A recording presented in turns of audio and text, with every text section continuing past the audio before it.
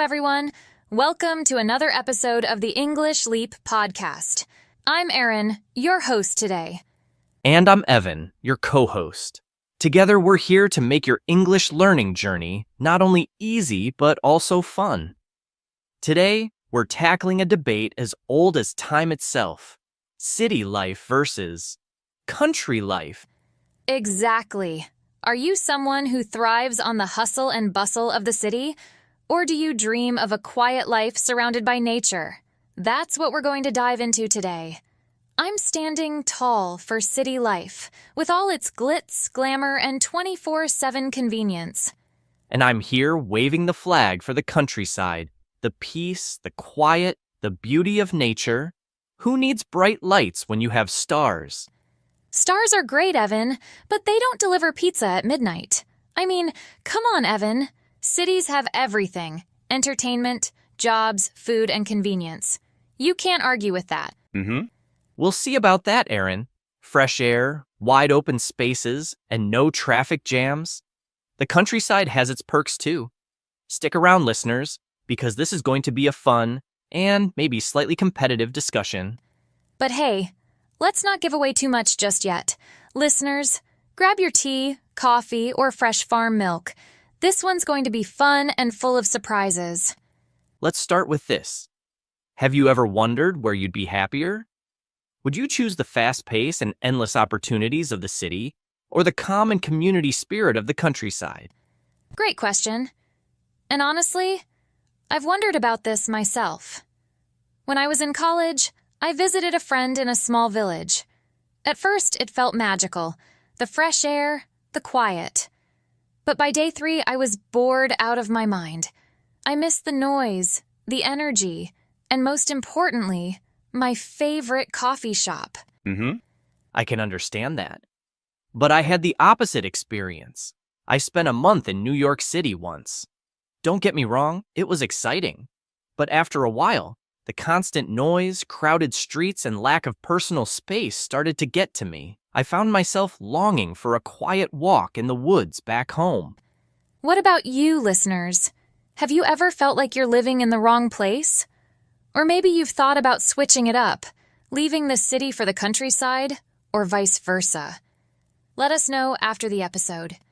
Oh, and before we dive deeper, let's not forget about the free PDF we've created for this episode. Yes, it's packed with all the key points we're discussing today, along with some vocabulary and practice exercises to help you improve your English. You can find it in the description below. It's perfect for following along now or reviewing later. Don't miss it. All right, Evan. Let's start with the obvious. Convenience. Cities are built for it. You've got grocery deliveries, 24-hour stores, and even a sushi place that delivers at midnight. Everything is right at your fingertips.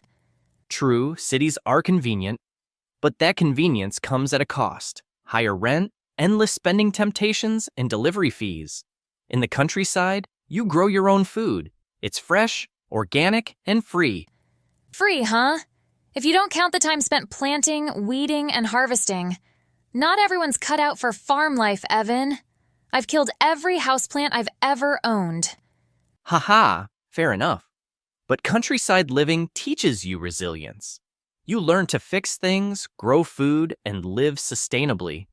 In the city, you'd probably call a repair service for something as simple as a leaky faucet. Maybe, but city life saves you time. If I'm cooking and run out of onions, I just walk to the store around the corner. In the countryside, that's a 10-mile drive. True, but at least that drive comes with scenic views instead of honking horns and potholes. But let me ask you this. How much does all that convenience cost? Rent? Food? Transport? Doesn't it burn a hole in your pocket? You're not wrong, Evan. Cities are expensive. But with that cost, you get opportunities, better jobs, higher salaries, and access to the best education and resources. Sometimes the extra cost is worth it. Maybe. But in the countryside, you can own a big house with a garden for the price of a tiny apartment in the city. Plus, you don't need expensive gym memberships, Your backyard is your gym. Uh-huh. I can't argue with that. But not everyone wants a backyard. Some of us prefer a cozy apartment where everything is close: work, friends, and entertainment. Now, here's something you can't beat in the countryside: community. Neighbors know each other, help each other, and celebrate festivals together. It's like being part of one big family. That sounds nice, but it can also feel invasive. In cities, you have privacy. You can live next to someone for years and not even know their name. For some people, that's a blessing. True, but don't you think cities can feel lonely? You're surrounded by people but rarely connect with them. In the countryside, you might have fewer neighbors, but those relationships are meaningful. I agree, but cities offer diversity. You meet people from all over the world, experience new cultures, and try things you'd never find in a small town. That's true. Cities are full of new experiences and ideas. But in the countryside, you feel more grounded, connected to traditions and surrounded by the calm of a slower pace. And speaking of surroundings, let's be honest, the air you breathe makes a big difference too. Oh, absolutely. Cities struggle with pollution. Traffic, factories, and construction all take their toll. Exactly. In the countryside, you trade all that for fresh air, clean water, and the sound of birds instead of car horns. It's a healthier life in so many ways. But cities have access to gyms, yoga studios, and health-conscious stores. You can live a healthy lifestyle anywhere if you put in the effort. True, but nothing beats a morning jog in the woods or eating vegetables straight from your garden. Nature is the best therapy. Fair point. But city life teaches you balance and resilience, which are also important for mental and physical health. Speaking of finding balance, let's talk about how we have fun. In the city, you're spoiled for choice. Concerts, theaters, art galleries, or trying out a new restaurant every weekend. There's always something exciting happening. And in the countryside, you have nature-based entertainment: hiking, fishing, stargazing, or even bonfires.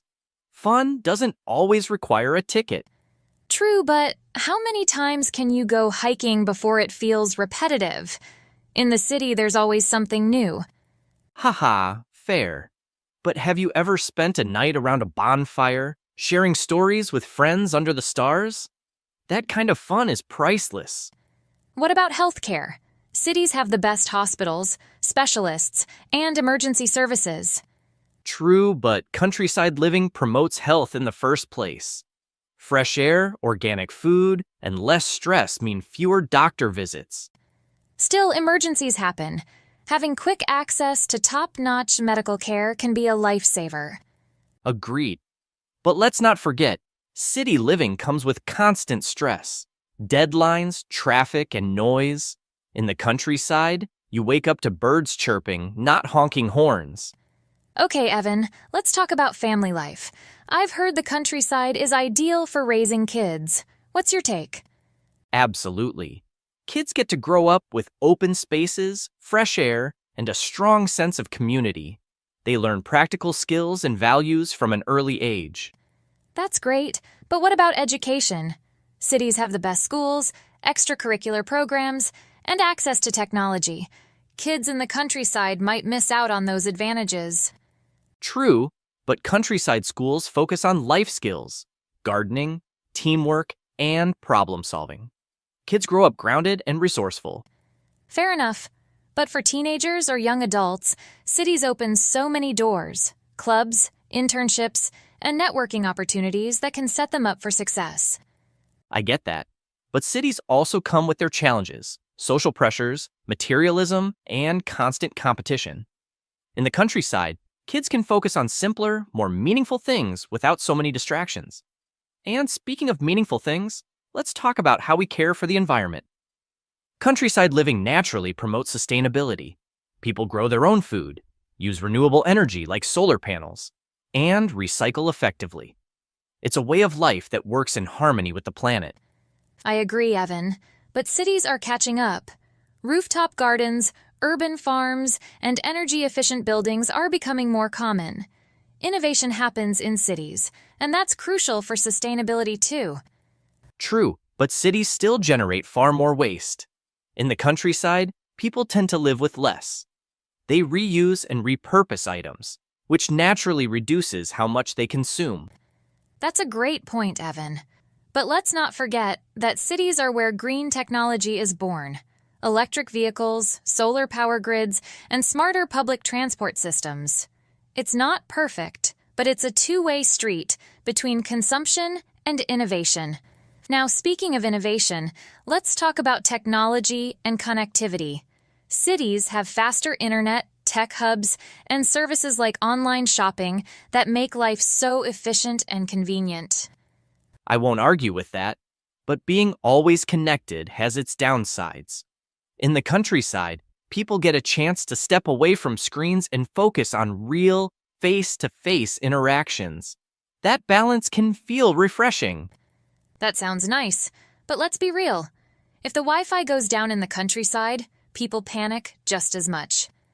Haha, true. But maybe that's a sign we all need to disconnect and enjoy nature more often. Speaking of nature, let's talk about mental health. Countryside living is naturally less stressful. No traffic, no deadlines, no noise pollution.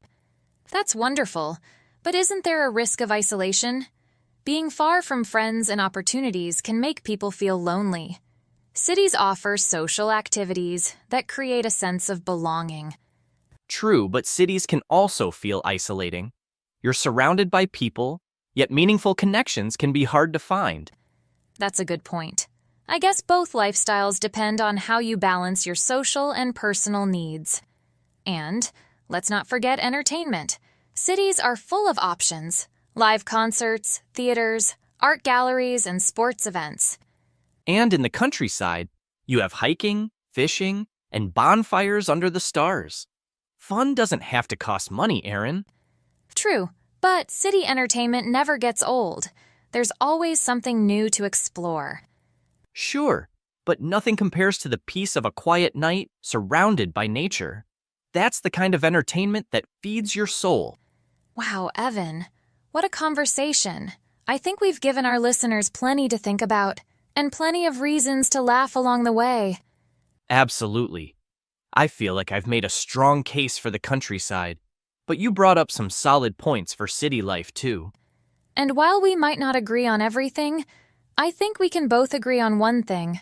Our listeners are learning a ton today. Speaking of learning, now it's time for everyone's favorite segment.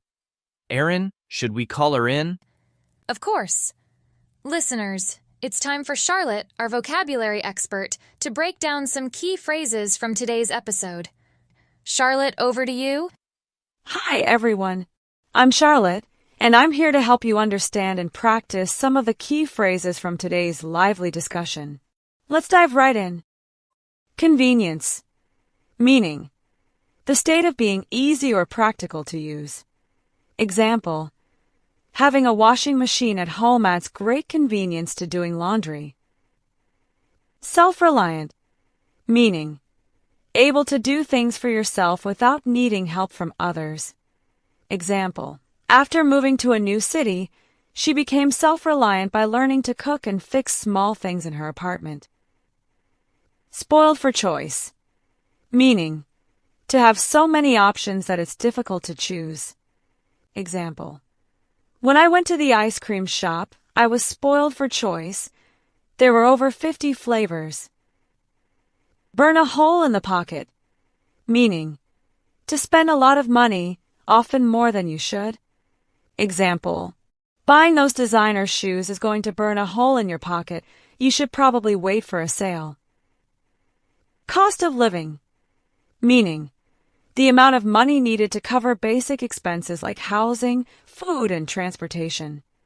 Example, the cost of living in small towns is much more affordable compared to large metropolitan areas. Melting pot.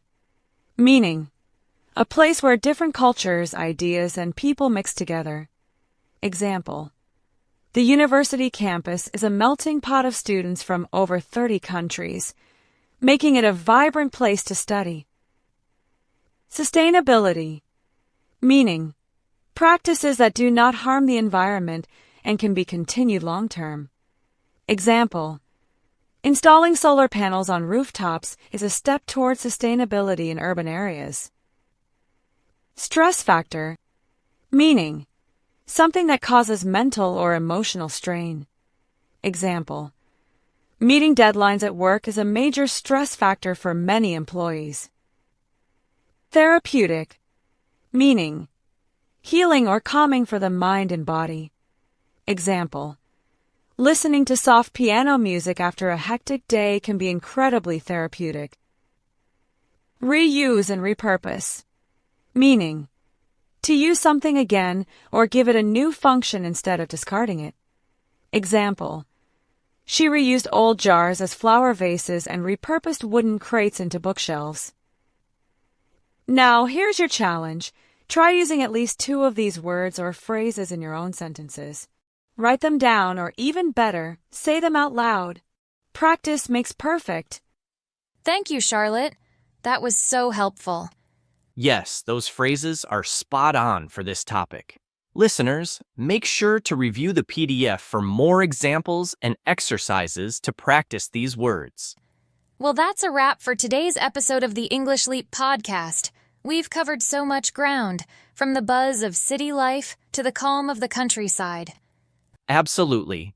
Whether you're Team City or Team Countryside, the important thing is to find a lifestyle that suits you and brings you happiness. And don't forget to grab the free PDF from the description. It's packed with vocabulary, phrases, and key points from today's discussion to help you improve your English even further. Also, let us know your thoughts in the comments. Are you more of a city soul, or do you dream of escaping to the countryside? We'd love to hear your stories. And if you enjoyed this episode, don't forget to like, share, and subscribe to the English Leap podcast. We're here to make learning English fun and practical.